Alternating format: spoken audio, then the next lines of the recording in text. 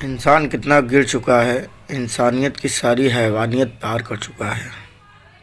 आप लोग इस वीडियो में देख सकते हैं कैसे एक कश्यप समाज के लड़के को जिंदा जला दिया जाता है। भाई पुलिस का काम है अपराध रोकना, किसी के दुख को जो कोई बांटने जा रहा है उसे रोकना पुलिस का काम नहीं है।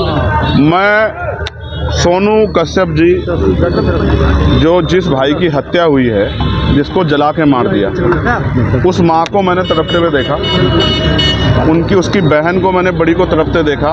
उन्होंने कहा कि हमारा अकेला सहारा था, वो हमसे छीन लिया।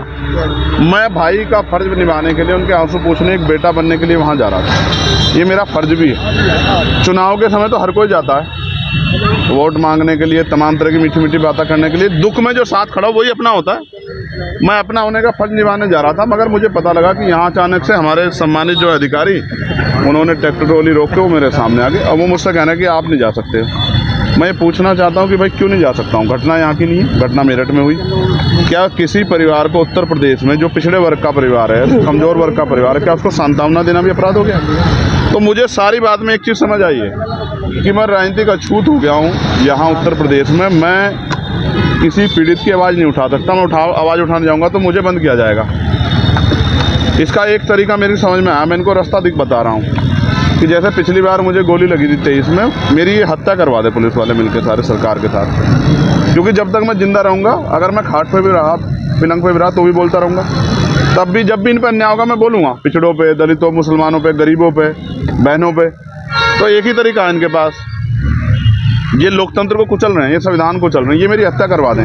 इसके बाद तो इनको शांति मिल सकती है, वरना जब तक मैं हूँ क्या तो ये जुल्म रोके। वरना अगर ये जुल्म करेंगे मेरे लोगों पे, तो मैं उनकी आवाज़ को उठाऊंगा, मैं लड़ाई को लड़ूंगा। मैं किसी बात से नहीं डरता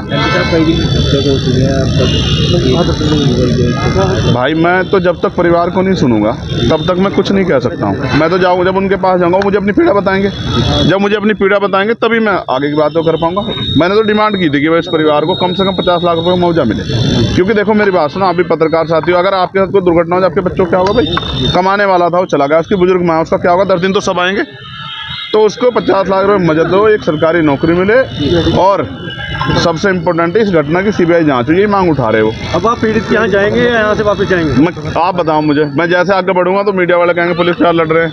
तो मैं शांति से बड़े अधिकारियों को कह रहा हूँ कि वो मुझे अपनी गाड़ी में ले चलें, मोटरसाइकिल पे ले चलें। मैं अपने सब साथियों को वहीं रुके। मैं अकेला आदमी जाकर उनकी बात सुन के और उसको आगे आपके सामने बता दूँ। इसके अलावा बताओ रास्ता क्या है लोकतंत्र में?